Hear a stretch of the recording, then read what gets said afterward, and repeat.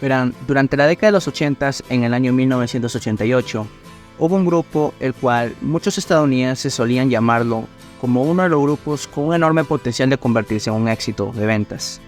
Y este grupo era nada más y nada menos que The Church, una banda la cual ya anteriormente había tenido cierto éxito pero dentro de las listas independientes. Y no es hasta que de repente ese mismo año, 1988, The Church saca Under the Milky Way, uno de los temas más conocidos del grupo y que terminaría convirtiéndose en uno de los mayores éxitos de la banda, donde terminaría alzándose en los primeros puestos dentro de las listas. Y fue tanto el éxito que justamente también ese éxito fue lo que terminó asesinando a la banda, porque a pesar de que el éxito había llegado en el grupo, aquel potencial enorme con el que había hablado tanta gente no terminaría ocurriendo. Y es que tienen que entender que The Church fue un grupo el cual había pasado tanto caídas como subidas. Y es sumamente interesante porque The Church es uno de esos grupos los cuales tiene una discografía bastante interesante pero no tan conocida. Y es por esa misma razón que el día de hoy quiero abordar y hablar sobre una de las bandas más importantes y más influyentes dentro del jungle pop, como lo habían sido también otros grupos australianos como The Go-Betweens. Entonces, en esta ocasión vamos a hablar de The Church, así que sin más introducción, empecemos.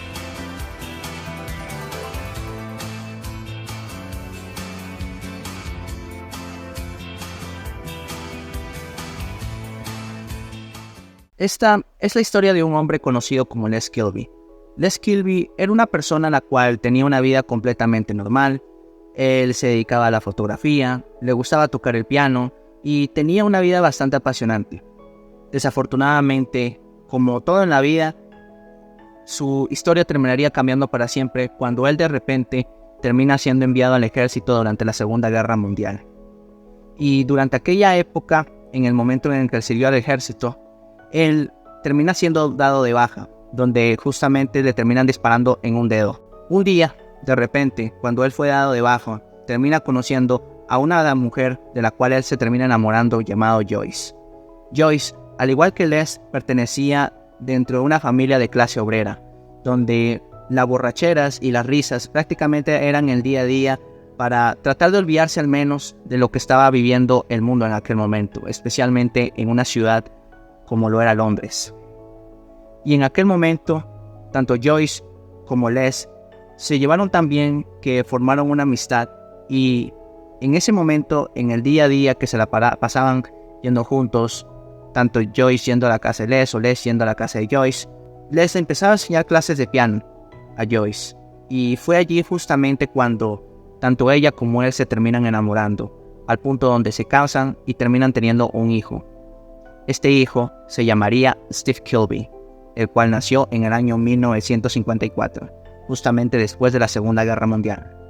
Durante aquel momento, la familia Kilby se encontraba viviendo en Reino Unido durante 3 años, pero no fue hasta que de repente la hermana de Les le había sugerido de que se termine viviendo a Australia, ya que para aquel momento Australia era un país próspero y tenía una mejor calidad para el hijo de Les. Es por esa misma razón que la familia se termina mudando a Wollongong.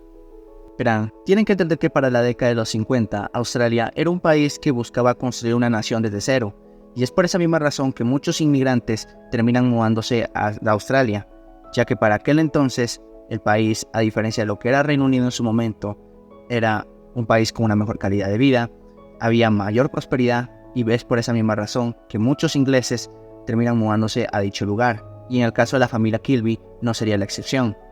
De hecho, apenas la familia Kilby se termina mudando a Australia, Wollongong terminaría cambiando su vida por completo. Su padre terminaría teniendo un mejor trabajo y su hijo una mejor educación.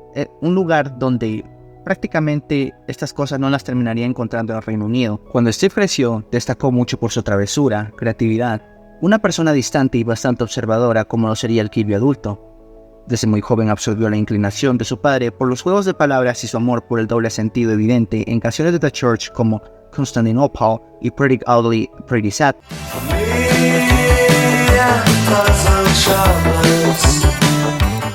A la edad de los 12 años, Steve Kilby había recibido clases de piano por parte de su profesora Julia Green, la cual había traído a la familia Kilby para que le diera clases. Sin embargo, Steve no quería ser realmente un pianista. Él aspiraba con soñar ser una especie de artista de rock, una especie de John Lennon o un nuevo Paul McCartney, ya que una de sus bandas favoritas era The Beatles. Y cuando su profesora se terminó dando cuenta de esto, ella decidió renunciar a su puesto, ya que para ella era completamente innecesario y estar gastando todo el tiempo de su trabajo en prácticamente dedicárselo en una persona en la cual no le interesaba tocar el piano. Y es por esa misma razón que el mismo Steve Kilby decide alejarse del piano para intentar adentrarse dentro del mundo del rock. Aparte de la música, otra de las cosas que también le gustaba a Steve Kilby era la poesía.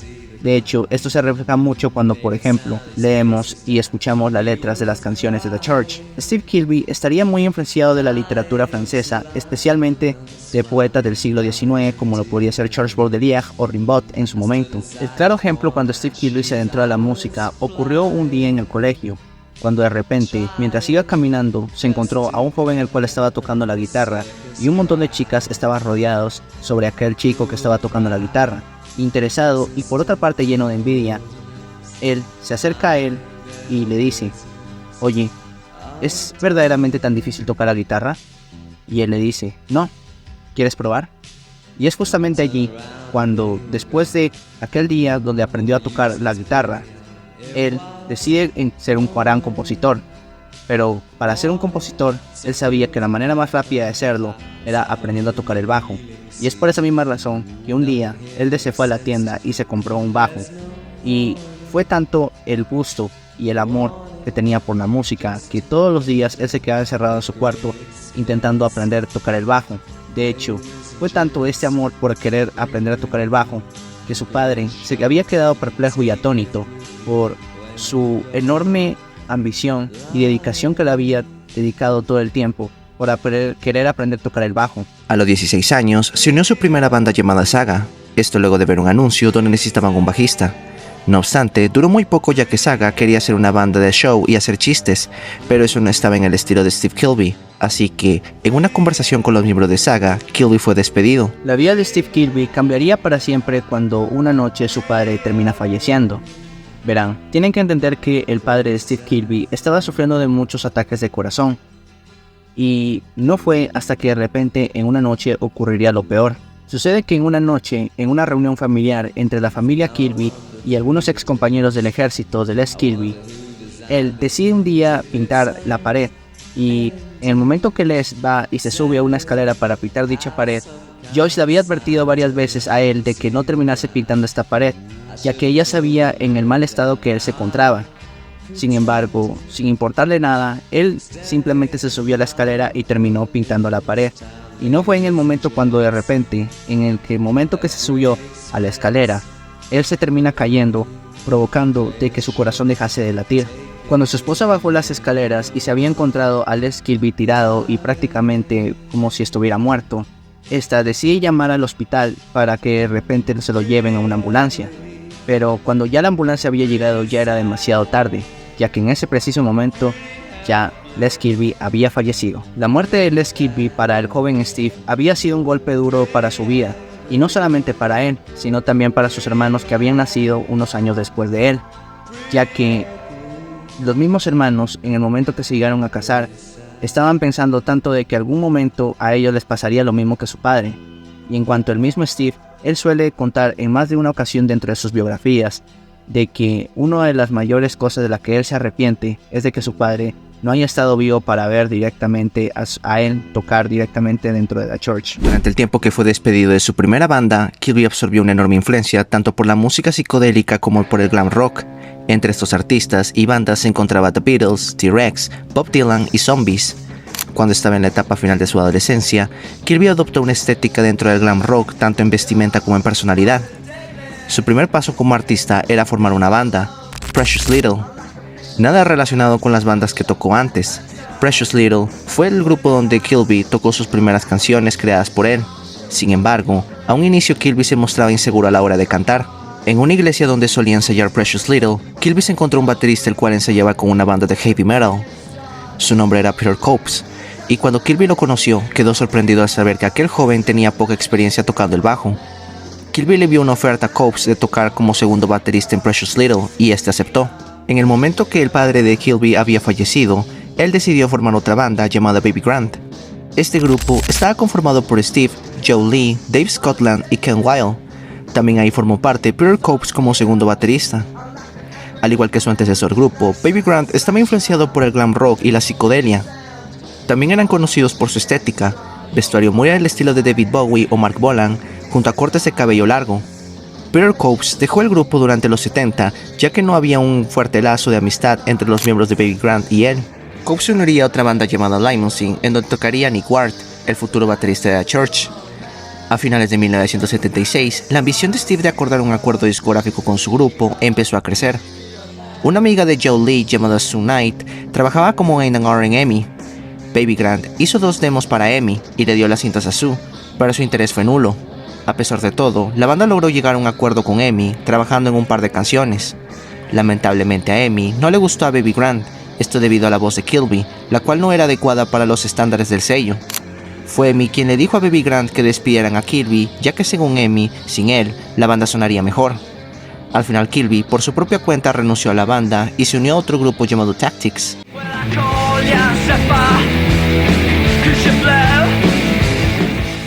De acuerdo a The Encyclopedia of Australian Rock and Pop, su autor Ian McFarlane describe a Tactics como una banda cerca del espíritu del art punk de actos tales como Talking Heads y apariencia de grupos británicos tales como Wire y Cancun 4. Aunque Kilby no duró mucho en Tactics, sus ambiciones por ser una gran estrella nunca murieron.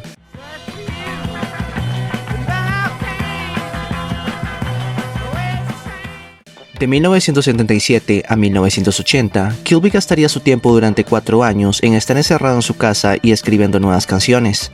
Sus hermanos serían los únicos que lo apoyarían hasta el final. Cuando Kilby dejó la casa de sus padres, se casó con Michelle Parker, quien fue su segunda novia después de Patricia. Su esposa apoyaría la carrera de Kilby como músico. Anteriormente, Kilby había gastado su tiempo viendo conciertos en Sydney de bandas británicas que no eran muy recurrentes en Australia, como Japan o Doctor and the Medics. Según afirma Kilby, Japan se convertiría en tan solo una de las influencias que tendría como artista, al igual que el glam rock y la psicodelia. Sabiendo que tendría éxito fuera de Canberra, se mudó junto a Michelle a Sydney. Para los 4 años que Kilby permaneció dentro de su casa, escribió alrededor de 100 canciones. Muchas de estas serían utilizadas dentro del repertorio de The Church. En 1979, Steve Kilby se volvió a reencontrar con su antiguo compañero de banda, Peter Copes, quien se mudó a Sydney y estaba tocando para la banda Limousine. Steve le enseñó las nuevas canciones que había escrito a Peter y le encantó. Sin embargo, Peter sabía que las canciones necesitaban una mejora, así que decidió ser el manager y productor de las canciones de Kilby. Poco a poco, la idea de las canciones se convirtieron en la idea de formar una banda. Peter traería al baterista de Limousine, Nick Ward, al nuevo proyecto. El verdadero nombre de Nick era Nigel Murray. Nadie sabe realmente por qué quiso llamarse así. Según los rumores y fuentes del libro biográfico de The Church, Not Certainly Attached, la razón del cambio de su nombre fue debido a que desde que estaba con Limousine, él estaba teniendo problemas con la policía, y este estaba huyendo de una pandilla de motociclistas. Con Nick Ward, Peter Copes y Steve Kilby juntos formaron su nuevo proyecto, The Church. Kilby, un joven influenciado por héroes del glam y la psicodelia, nombró su grupo The Church en honor a uno de los versos de Moon Age Daydream de David Bowie. The Church of Man Love is such a holy place to be.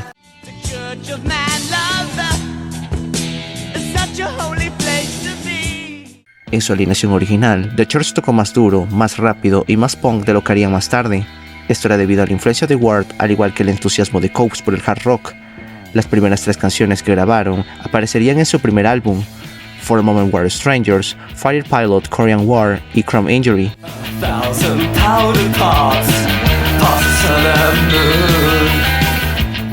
The Church para 1980 no era tan unida y pulida como lo serían años después. Sin embargo, Kilby y Copes tenían varios años de experiencia. Ambos eran artistas experimentales en vivo, y Ward y Copes habían desarrollado una relación tan grande desde que tocaron juntos en Limousine. Los esfuerzos de Ward por querer llevar a la banda a un sonido más duro le hicieron entrar en un conflicto con Steve desde el principio, pero esa tira y afloja funcionó inicialmente a favor de la banda, aportando tensión y urgencia a la música. También ambos tenían una fuerte sensibilidad por la moda. Con Steve y Peter, prefiriendo cortes de pelo mod y ropa oscura. La primera vez que ensayaron, Steve se sintió parte de algo especial. Peter había cambiado su sonido heavy metal por uno más dirigido a una música impulsada por la melodía. Los dispositivos electrónicos, tales como los amplificadores o pedales, fueron parte de la esencia del sonido de The Church. Steve había recientemente adquirido un bajo sin trastes, cuyo sonido diferenciaba más aún su estilo de tocar, muy poco ortodoxo al de sus contemporáneos. Cuando nos juntamos como trío, la química era mágica y, para aquellos que no lo saben o que nunca la han disfrutado, la química es lo que distingue a las mejores bandas y es absolutamente rara. Éramos una banda de rock con algo maravillosamente nuevo. Después de su primer ensayo, la banda hizo sus primeros conciertos al igual que grabó sus primeras demos. Steve y Nick tenían 4 canciones idénticas, entonces las canciones serían divididas entre sus 2 casas, con las canciones del material siendo grabadas por Steve. En adición a Fighter Pilot y Chrome Injury, Steve introdujo 3 nuevas canciones: You've Gotta Go, Fall Away e Insect War. Las grabaciones fueron toscas, pero la chispa que Steve había notado durante los ensayos era inequívoca.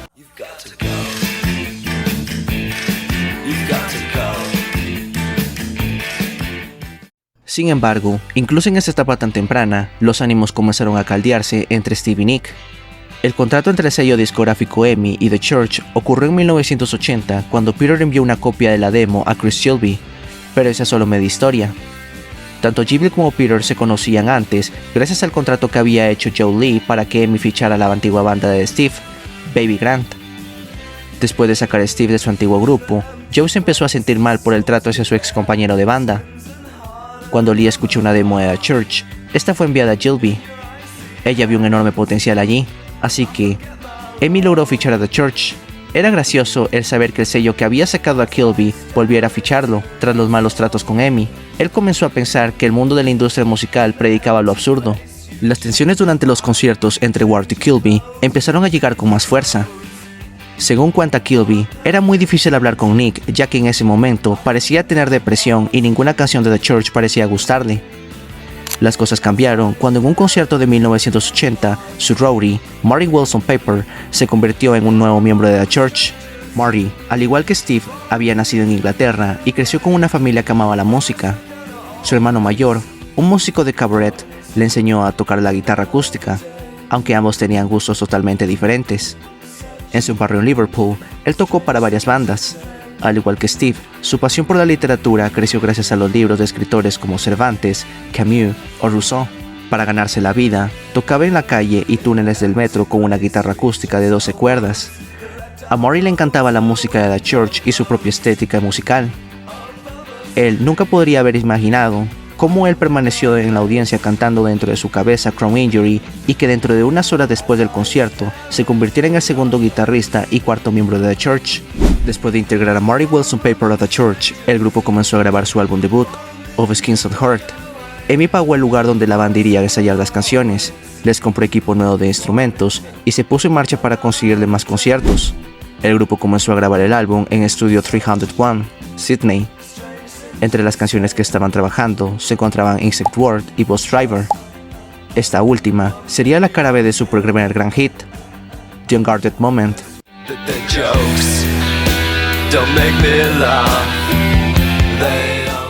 Según recuerda Steve Kilby, Bus Driver fue un tema inspirado de una anécdota que tuvo de niño, cuando una vez se montó a un bus y la madre le dijo al chofer que le hiciera el favor de bajarlo en la parada donde él se iba a bajar. Al final el chofer le dio igual y siguió su camino pasándose la parada donde iba a bajarse.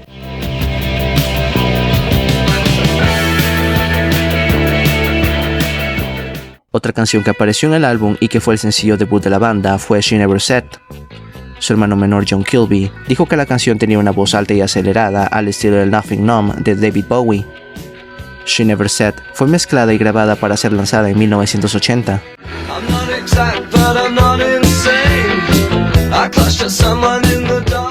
Chris Gilby consiguió la ayuda de Bowker Mountain, un productor estadounidense que trabajó como ingeniero de sonido y que tendría un enorme reconocimiento por trabajar con Bruce Springsteen. Al darse cuenta que la banda era muy novata en el estudio, tanto Gilby como Bob adoptaron un enfoque muy rápido. De hecho, el sonido denso y pesado del álbum en cierta parte es gracias a Clear Mountain. Of Skins and Heart fue un álbum sorprendente. Las 9 canciones estaban llenas de confianza y energía en una banda que apenas estaba empezando. La batería de Ward es sólida, más allá de los comentarios negativos que diría Steve años después. Las vocales de Ward podemos escucharlas fuertemente en temas como The Unguarded Moment y Chrome Injury. Quizás el bajo de Steve Kilbey no sea tan ambicioso, pero es agresivo y melódicamente inventivo. La guitarra de Peter Copes es como una revelación. Solos rápidos que evocan emociones tan solo escucharlas.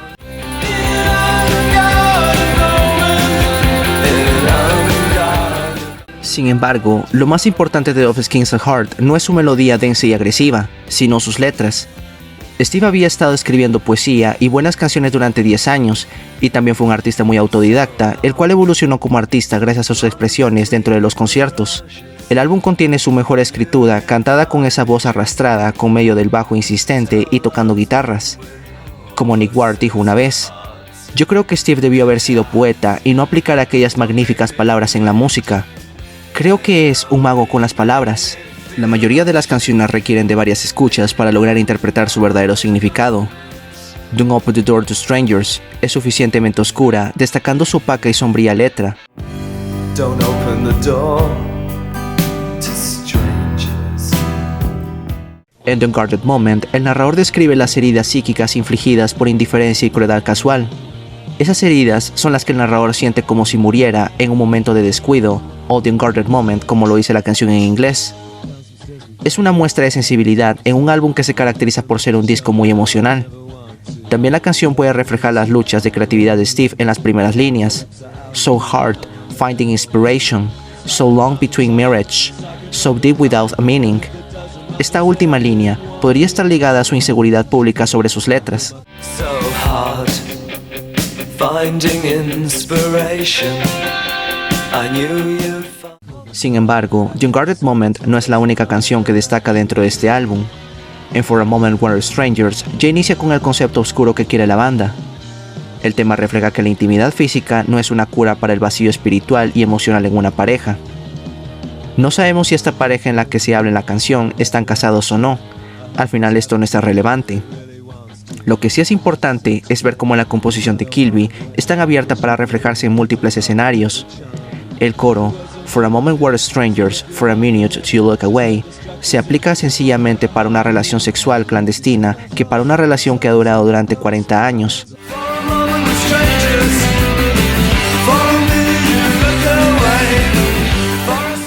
En contraste, la estilística unida de esa primera canción, Chrome Injury, es una desconectada serie de imágenes evocando la paranoia futurista de escritores como J.G. Ballard y Philip K. Dick.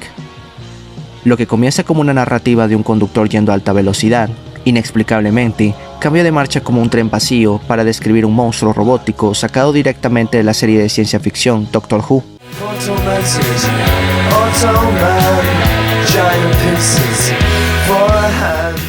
Aunque la banda lamentablemente no lograba captar su sonido como lo hizo en el álbum durante los conciertos, The Church fue un grupo que con el paso del tiempo iría evolucionando en sonido.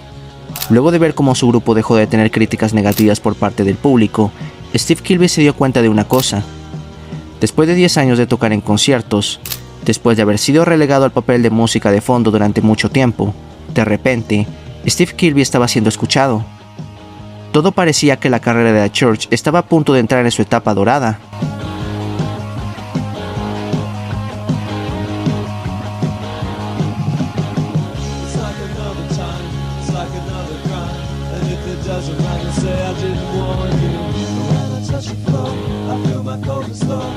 Myself once more as if I never left you.